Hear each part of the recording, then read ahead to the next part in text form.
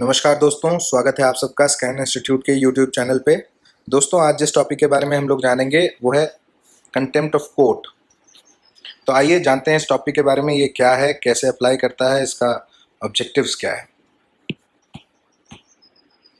Contempt of court का जो concept है वो इसलिए आया कि कोर्ट्स अगर कोई व्यक्ति उसके प्रोसीजर्स में या उसके जुडिशियल प्रोसेस में ऑब्स्ट्रक्शन क्रिएट करे या उसके रेपुटेशन को हैम्पर करे, तो ऐसे व्यक्ति को कोर्ट्स खुद पनिश कर पाए, इसके लिए कंटेम्प्ट ऑफ कोर्ट का कॉन्सेप्ट इवॉल्व हुआ।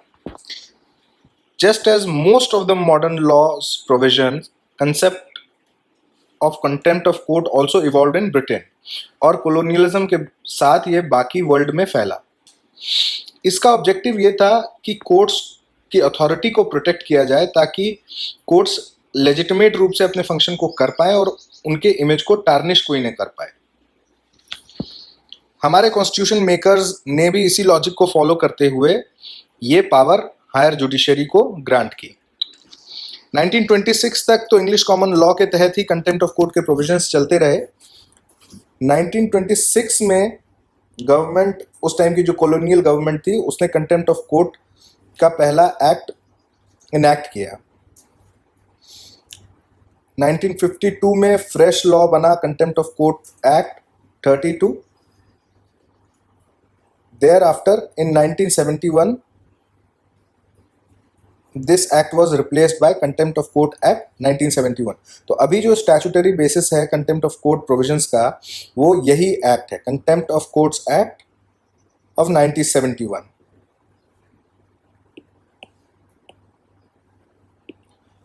थोड़ी डिटेल में जानते हैं कि स्टैट्यूटरी बेसिस, लीगल बेसिस क्या है कंटेम्प्ट ऑफ कोर्ट के प्रोविजंस का।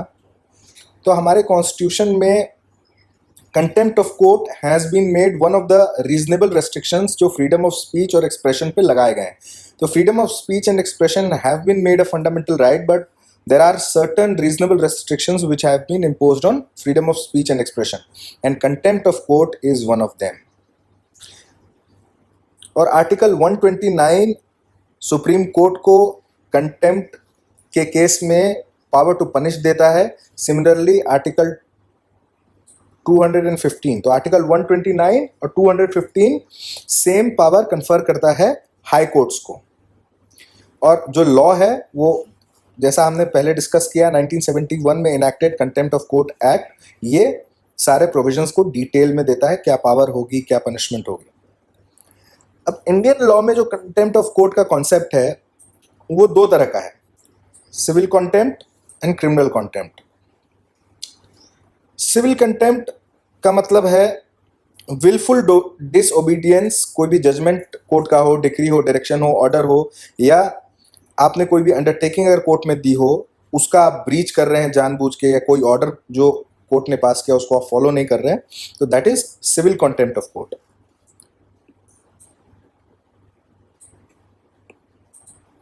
जो दूसरे तरह का कंटेम्प्ट है वो क्रिमिनल कंटेम्प्ट।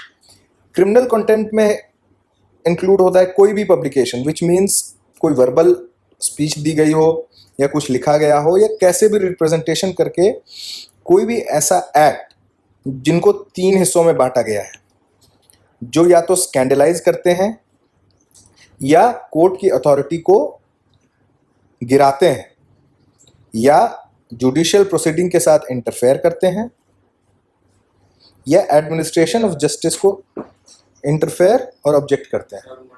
तो ये तीनों प्रोविजन मिला के क्रिमिनल कंटेम्प्ट बनाते हैं। कोई भी ऐसा स्कैंडल जो अथॉरिटी ऑफ कोर्ट को कॉम्प्रोमाइज़ करे या पब्लिक जस्टिस को ऑब्स्ट्रक्ट करे, उसको क्रिमिनल कंटेम्प्ट के अंदर माना जाता है। कंटेम्प्ट ऑफ कोर्ट में जो पनिशमेंट का प्रोविजन है वो है simple imprisonment for a term up to 6 months और अ फाइन अप टू ₹2000। ये जो कंटेम्प्ट ऑफ कोर्ट है, इसका ऑब्जेक्टिव क्या है, इसका जो बेसिक रैशनल है वो क्या है, वो हम देखते हैं। तो इसको ऐसे डिफाइन किया गया है कि कंटेम्प्ट ऑफ कोर्ट का जो प्रोविजन है या जो पावर कोर्ट्स को दी गई है वो पब्लिक इंटरेस्ट को सेफगार्ड करने के लिए दी गई है। क्योंकि अगर अथॉरिटी ऑफ कोर्ट अंडरमाइन होगा और पब्लिक का कॉन्फिडेंस उसमें कम होगा तो जस्टिस डिलीवरी कॉम्प्रोमाइज होगी। तो कोर्ट्स को प्रोटेक्शन की ज़रूरत है ऐसे अटैक से जो उसकी अथॉरिटी को कम करे या उसकी पब्लिक इमेज को डिफेम करे, और कॉन्सिक्वेंटली उससे क्या होगा कि पब्लिक का जो फेथ है कोर्ट्स की या जस्टिस सिस्टम के इम्पार्शलिटी में वो कम होगी। अब ये जो respect the authority and dignity of court का जो ये फ्रेज यूज किया गया है, इसमें डेमोक्रेसी में जो भी रिस्पेक्ट है अथॉरिटी के लिए या इंस्टीट्यूशंस के लिए, वो डिमांड नहीं किया जा सकता, उसको अर्न करना पड़ता है। Every institution through its conduct, through its functioning has to get that respect from the public. The public cannot be compelled to give that respect. तो this contempt of court definition जो है वो contrary है to the spirit of democracy.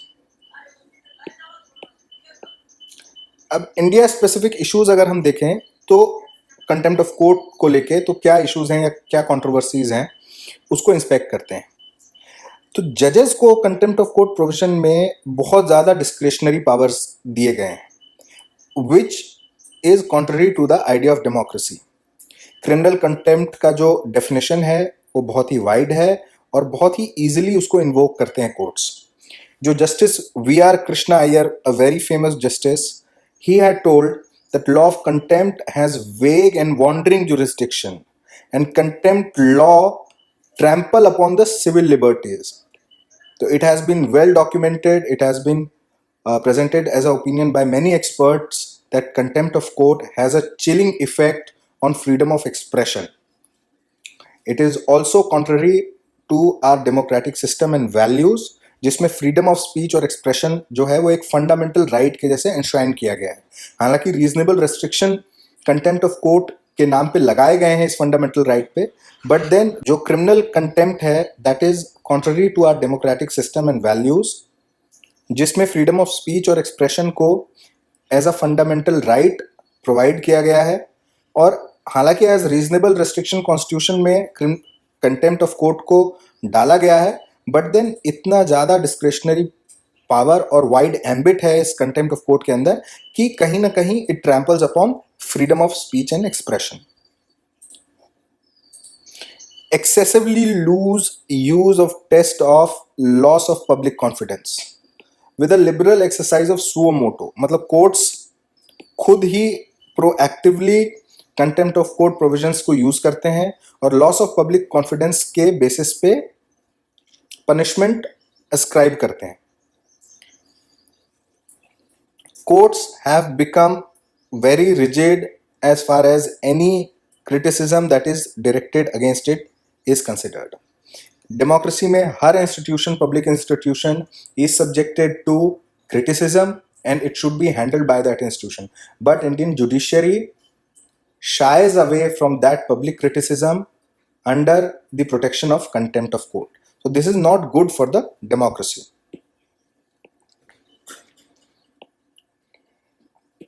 अगर हम दूसरी और democracies से कंपेयर करें जो इंडिया के जैसे ही डेमोक्रेटिक वैल्यूज को अपहोल्ड करती हैं, तो हम देखेंगे कंटेम्प्ट ऑफ कोर्ट का जो कॉन्सेप्ट है वो बिल्कुल ऑब्सोलीट हो गया है। तो it belongs to a era that has completely passed, but India में we are still holding to this concept.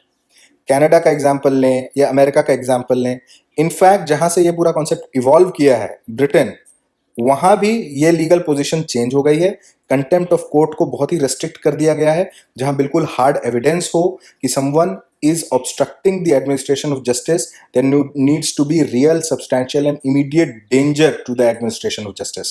इतना ज़्यादा discretion और इतना vague definition of contempt of court किसी भी लीगल सिस्टम में आज के डेट में मेंटेन नहीं किया जा रहा है जितना इंडिया में एग्जिस्ट करता है। इंडिया में क्या स्टेटस है? Indian judiciary contempt of court को अपहोल्ड किए हुए है in its archaic form. Even truth was seldom considered a defense against charge of contempt. तो अगर आप सच भी बोल रहे हैं, a criticism that is rooted in facts and evidence, even that was rejected by the courts and punishment was handed out. Until 2006, where truth has been inducted into the act as a valid defense if it is in public interest. But Indian courts have not been inclined to display same maturity and they are very archaic in terms of handing out punishments under the contempt of court provision.